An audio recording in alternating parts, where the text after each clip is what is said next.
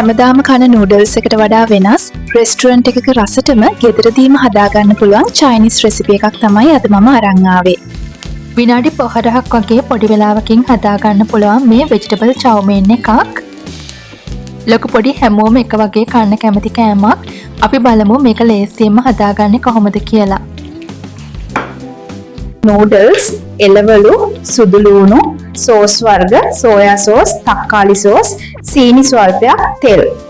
මුලින්ම අපි නූඩල්ස් ටික ලුණු ස්වල්පයක් දාපු උණු වතුරේ තම්බාගෙන වතුර පෙරා නිවෙන්න තියමු. දැන් තාච්චියකට තෙල් ටිකක් දාලා රත් වුණාම හීනෙට ලියාගත් සුදු ලූණු ටික එකතු කරලා රන්වන් පාට වෙනකම් බෙදගමු. දැන් අපි කපාගත් කැරට්, ගෝවා සහ ලීක්ස් එකතු කරලා වැඩි ගින්දරේ විනාඩි 2ක් විතර ඉක්මනින් කලවම් කරගමු. දැන් තම්බාගත් නූඩල්ස් ටික මේට එකතු කරලා සෝයා සෝස්, තක්කාලි සෝස් සහ රස අනුව ලුණු ගම්මිරිස් එකතු කරලා හොඳින් මිශ්‍ර කරමු.